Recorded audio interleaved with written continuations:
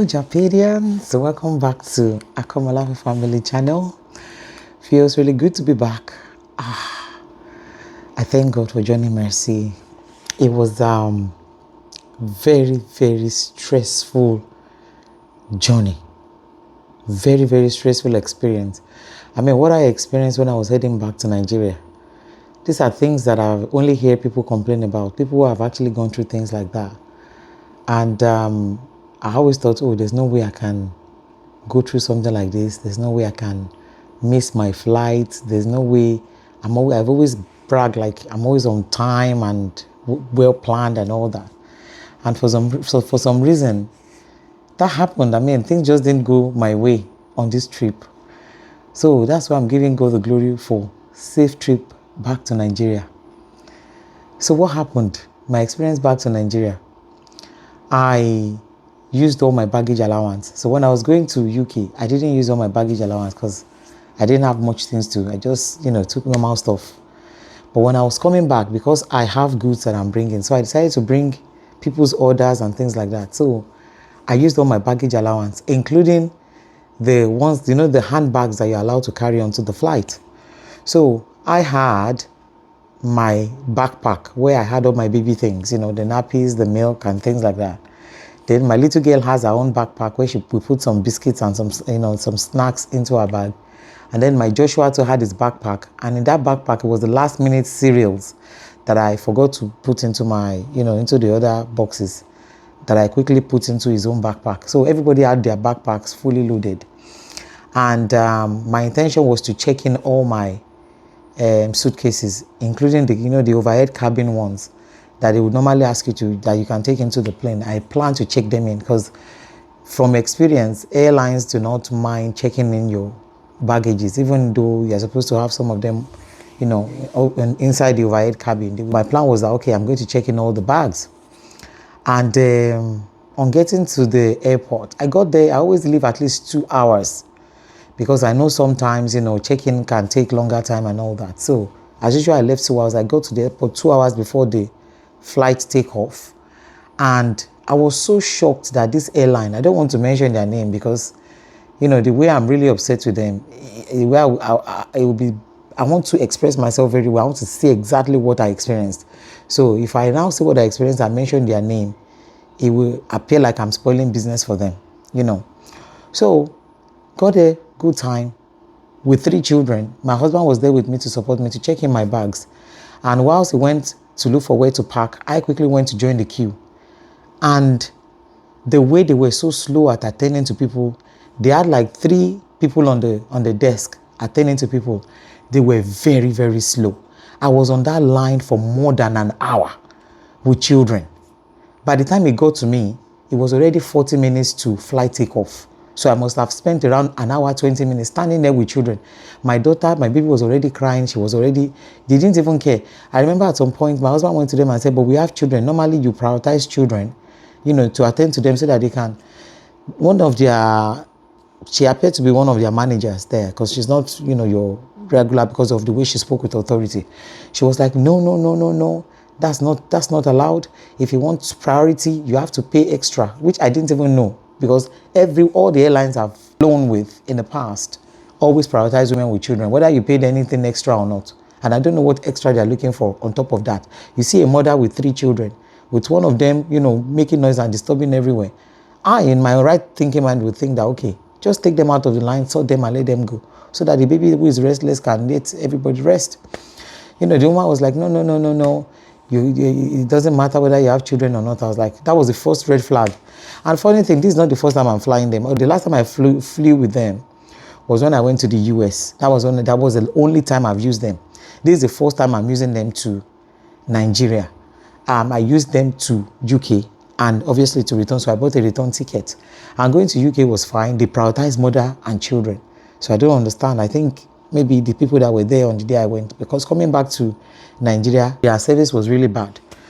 So they started checking in my suitcases around 45 minutes to take off. And the guy, I remember he kept saying, bring the bigger boxes first, So we're pushing all the 23 kg suitcases. We only had 3 big 23 kg boxes. And every other one were the normal small bags. So there was one particular bag that had my baby formula milk in it. We had like 3 or 4 cans in that, had several other things in it. And we didn't know that the guy was going to only do some of the bags and leave one, because all in the name of, okay, I can't do it anymore now. It will literally take like 2 seconds just to scan the last bag. I was like, no, it's not going to scan the last bag and put it through, that my husband should carry it back home. I'm like, what? What do you mean? He said, if you keep staying here, you're going to miss your flight. You're going to miss your flight, and we are not going to refund you any money and all that. I said, but you are standing right there at the computer. You've been scanning everything in. This is the last one. How many minutes will it take you to put it through? Oh, no, the bag is too this, is too that. I opened the bag and I saw that everything that was there were my baby food, like all the cans. So if these cans don't go to Nigeria, what are they going to do with it? There's no baby that's going to eat this thing. And all my money would have gone to waste. So I told the man, I said, there's no way I'm leaving this bag. Oh, this bag. Then he said, oh, the bag was too big to go onto the aircraft. So what I did was I removed a few things that I know that, okay, were not going to be too useful for me. I gave them to my husband. I said, I'm not leaving this bag. I am not leaving this bag. I was like, oh, he kept shouting, you are going to miss your flight. You are going to miss your flight. So I just carried the bag, which was additional load. My plan was, I didn't carry my baby stroller because I felt I'm going to put her on my back, just so that I'm more swift, and then just manage my own backpack. That was the only thing I planned to carry. But because this man failed to check in that extra bag, we now had another extra bag. Unfortunately, the bag that we didn't check in didn't have any wheel. If it was a bag that had wheel, at least we could be pulling it along. It was a bag that we literally had to carry. So I have a baby who didn't bring a stroller. I was backing her on my back. I had to carry my own backpack and carry that bag. It was, in fact, that was the start of the stress. That experience with the front desk staff at the check-in was the start of the stress for me. So ran to immigration, I was already panicking. Oh, I'm going to miss my flight. I'm going to miss my flight. I remember the lady there at Manchester Airport, one beautiful, lovely African lady was telling me, just calm down, just calm down. Okay, do this, do that. So we quickly started stripping all the kids. Obviously, they would tell you, take off your coat, take off your jacket. They were searching their pockets. They had to do extra check for us, obviously, because we are carrying baby food. We are carrying hot water. We are carrying liquid and all that. So things got pulled aside and they had to do extra, swabs and things like that before they let us go. So here was I carrying baby on my back, strap on my back, and, and my son carried his own and my daughter carried her own, me carrying 2 big bags. People were just looking at me like, who is this woman acting so crazy? And we were running to our gate. By the time we got to the gate, everybody was still sat down there. These people delayed. By the time we got to the gate, they should have been checking in people and we should have just joined the queue. That was the time that we should have just joined the queue to get onto our flight. But could you believe that we sat down there for another 30 to 45 minutes? I'm like, this is the flight that the man was saying we were going to miss. They had another delay of 45 minutes. We sat down there and we were waiting for nothing. For nothing. Wasted all the time. And at this point, I didn't even realize, because when we bought the ticket coming to the UK, there was 2-hour gap between the first flight and the second flight with the same airline, not 2 different airlines, the same airline. So I don't know how my husband's eye missed that. And even I didn't pick up on that as well. Coming back to Nigeria, we didn't realize that it was just 30 minutes gap between the first flight and the second flight. We didn't realize it was 30 or 40 minutes or so. That was the gap. So if I had seen that, I would have said, no, don't buy this ticket, because having children, and I know with this airline, sometimes they could have delays, even though it's the same airline, and you'd have imagined that they shouldn't even be selling that kind of ticket, because they should know that sometimes the things can happen that would delay, the flight, and they will be needing more time in between that. They should have nothing less than at least 2 hours or 1.5 hours in between one flight to the other. Yeah, so we got on the flight eventually, sat down, and we were on that first flight when they were announcing to us that our flight going to Lagos was already about to take off. Can you just imagine that? I never heard that before in my life. We were still on the first flight. Because of that delay that they had, the plane that was supposed to take us to Lagos was already preparing to leave. So, and if you see where the gate is from where we alighted from that first aircraft, the gate would be another, like, me with the 2 children would be another like 15 to 20 minutes walk for us. And they were about to take off. Here was I, carried the bag again, carried my baby, we started running. In fact, my son, who, the one that lives with me here in Nigeria, it was that day that I knew that this Nigeria that I brought him to is working. Because Joshua ordinarily would not even care whether your head is falling off your neck. He would not care. If you put him through a situation that is extremely stressful for him, he would just shut down and tell him, Mom, I'm not doing this, and that's it.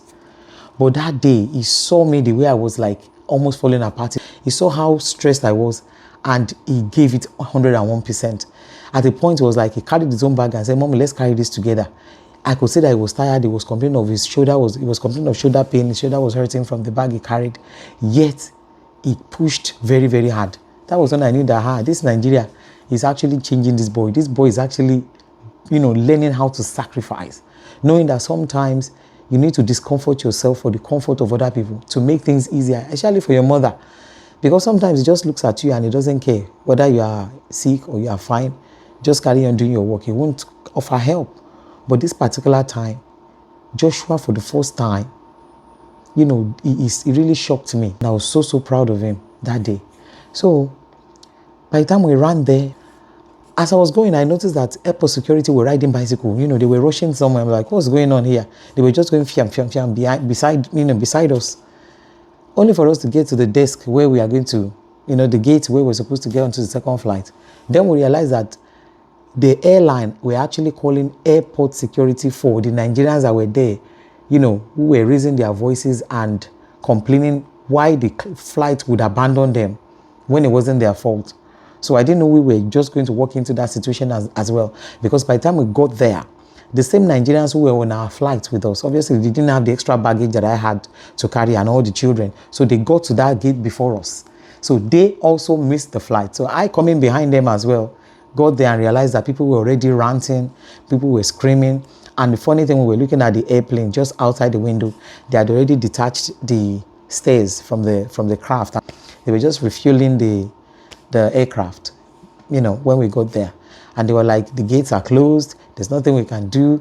You have to wait for another flight. I was like, What did you say?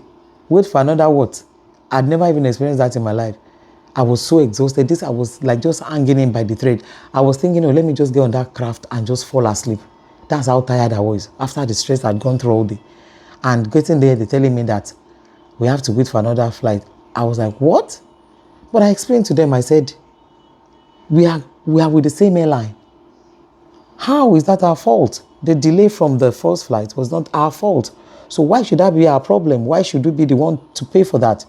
You people should have held that plane for another 30 minutes or so to recover for the time you wasted. Because I'm not the one that will fly the aircraft. It is not my fault that you guys delayed for 30 to 45 minutes, losing that time. So we got here as fast as we could because we were on the flight on your same aircraft where they were announcing to us that our plane to Nigeria is already leaving. And not just Nigeria alone, people that were going to other parts of the world, they were all announcing their own as well.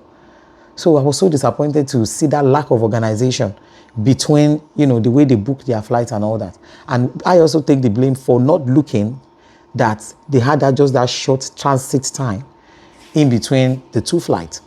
Yeah, so when the stress was much, we can't do anything. I was talking to the security man and I was just tearful. I just busted into tears. I was like, this is too much. I told the guy, I said, I'm going to fall on the floor right now. The guy was just looking at me. Man, those airport security people, they are nasty. They are nasty. The guy was just stood there looking at me. I was trying to explain to him that, look at me, I'm the only one with children.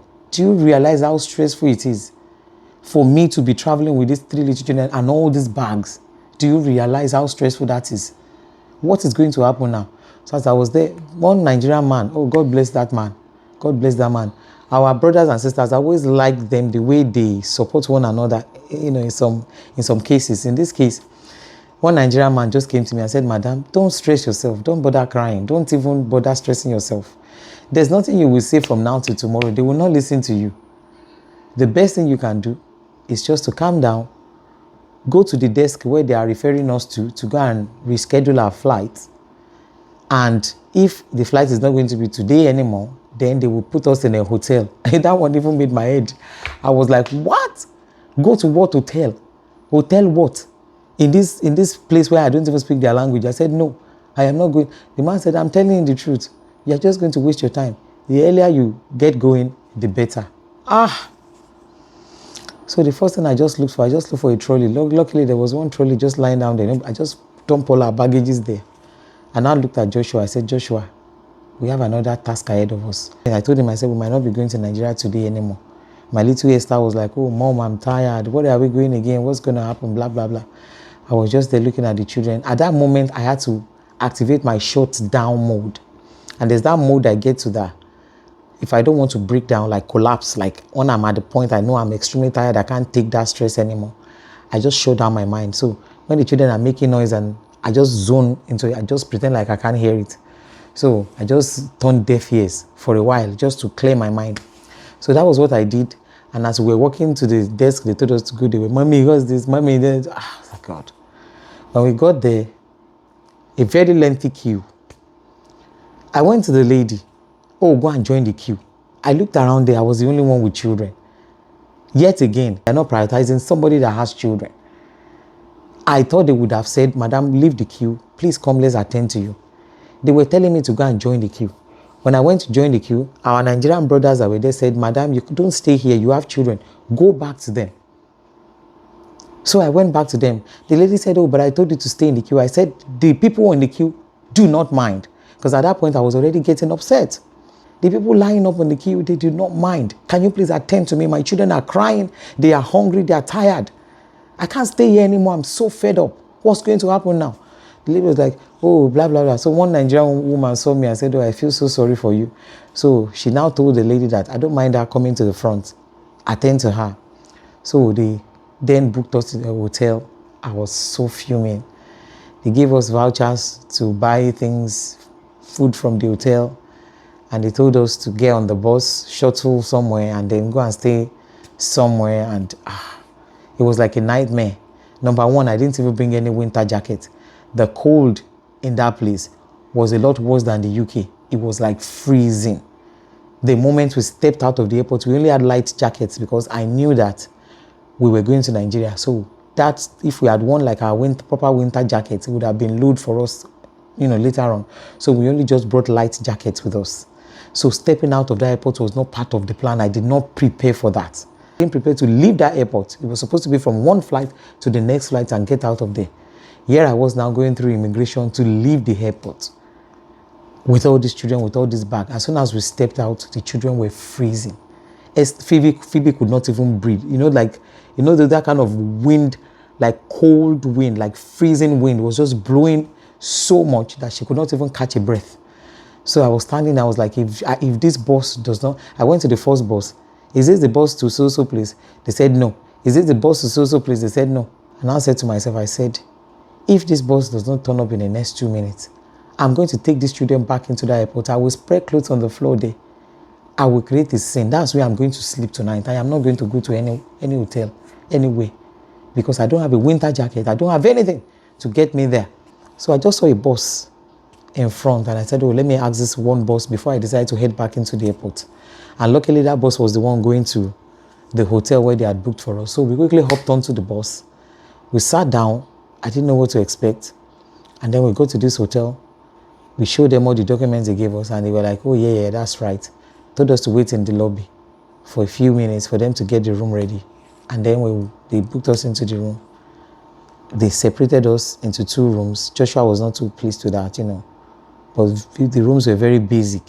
In that kind of room in the UK, at least you have a kettle, And then the sockets were not, they were like those European sockets. They were not the kind of socket that we use in the UK. So it was extra stress because the baby warmer has the UK plug. So there was no way to make any milk or anything for Phoebe. There was nothing to heat her milk with, no kettle, no cup of tea, nothing. No, very pretty basic. There was nothing. In the UK, those kind of rooms would have kettle, would have tea bags, would have things that you can even boil water to make some baby bottle milk. So we had to be going to it was just too much. We had to be going to the canteen upstairs to go and be begging for hot water, and all that. So we just managed to stay there for the night. And then first thing in the morning, we started showering, everybody get ready. We are not going to miss that flight today. all the men that were pacifying me, they were telling me, Madam, don't worry at the airport. They were all there. Later, I saw them too. So we met at the canteen later on in the evening, and they were like, oh, Madam, don't worry. Just make sure that tomorrow morning you are nice and early and all that. So in the morning, we all went together. They supported me to get on the bus. And as soon as we got to the airport, everybody just disappeared. I didn't even see anybody again. So here I was with my children again, through immigration. And we got to the gate nice and early. And then we used the voucher to get some food that they gave us, from the previous day. And then the children started to relax. And that was when we actually started to relax. And I don't know what came over them this time around. In fact, they were calling priority, women are priority. If you have children under 2 years old, can you come forward? I still felt they were not talking to me. Even though my children were there, I heard the announcement.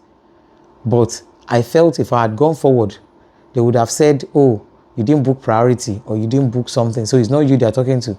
So they were making the announcement, if you have children under 2 years old, please come forward. You are priority, you are this. I'm like, I wasn't priority yesterday. How come I'm priority today? So I didn't go. I just sat down there. I wanted people who had priority and all those to go first. And security then came to me. One of their security staff then came to me and said, Madam, could you please bring your kids forward? I was like, oh, so you guys are actually talking to me. So now there's priority. So I took my kids and it was first set of people that they let onto the aircraft. And then we sat down. We didn't land in Lagos until nearly midnight. Got into Lagos nearly midnight. And normally what we do is that when we arrive late like that, we don't travel. Especially when we have a few hours to drive to before we get home, we don't travel that night. We lodge somewhere. So all the places I always lodge, they were all, completely booked. So there was just one particular place that people didn't like much because it's so basic and it's so dated that people don't like it. So I felt, okay, we're only going to be there for 6 hours anyway, from like 12 midnight to 6 a.m. 6 a.m. first thing in the morning, I'm getting my kids out of there. So I took the children there for the night and they didn't like it. And as soon as it was 5:30 in the morning, I was already up packing our stuff. By 6 a.m. sharp, we had left.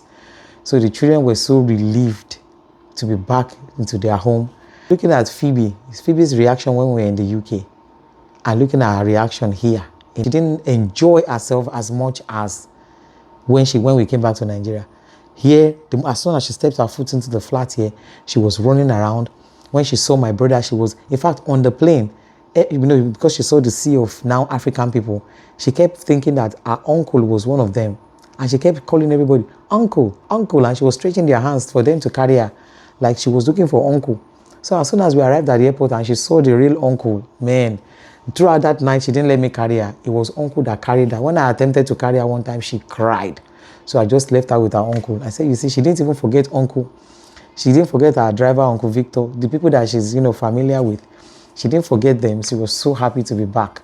And looking at that baby, 1 year old, you can tell the difference you can see the difference in her mood. Esther and Phoebe were so happy to be back in the shop. Myself,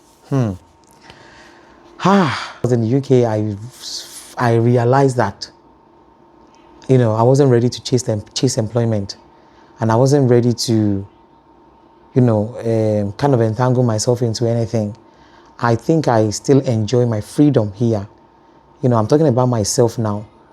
I felt a lot more relaxed. I glowed because I didn't stress about employment or anything like that. Because it was this same place I was when I was really stressing and I didn't look so well. So back in Nigeria now, I'm starting to turn up a little bit now. The sun is, there, but I think it is not as hot right now as it was before I left. So the sun has gone down a little bit. And I didn't react badly to the heat as I did the first time. So I think now my body has adjusted to Nigerian heat. I still sweat a lot, when there's no light, when there's heat, but it's not to the point that is unbearable, So I love the fact that I am raising my kids here. I can see that jackpot is working. I'm achieving the reason why I came. Joshua is now learning to sacrifice for others. He's becoming more responsible. The children are beginning to understand, the culture. They make jokes. They understand when you're saying certain things now. They are beginning to learn. They've learned a lot in 3 months. And the things that Esther was talking about when we were in the UK, you know, to the family, they couldn't believe that she had learned that much, because the elder sister was like, wow, so you can do this now, so you can do all of this, you can do all of this. And then business wise, keeping me busy, getting myself, you know, busy as well. We've mapped out what the things that we want to achieve this year, and we'll put them before God. We are going to work towards achieving them, you know, like we always do every year in my family. So I just want to say I'm happy to be back. Thank you to the Japadians who paid me a visit at my store. The Japadians came to my store, they paid me a visit. Some people reached out to me on phone call to know how my journey went. Thank you so much for reaching out. We have something new that we are starting from next month, which I'll be showcasing on my channel as well. So yeah, we're trying to expand as much as possible. I'm trying to dabble my hands into different things, you know, in Nigeria. You know, the hustle spirit, like everybody's hustling here. So me too, I'm joining them in the hustle spirit. And I pray that God will make us all enjoy the, you know, the reward that comes with hard work. So thank you so much, guys, for following me on this journey. Thank you so much. And I will catch you on the next video. Bye.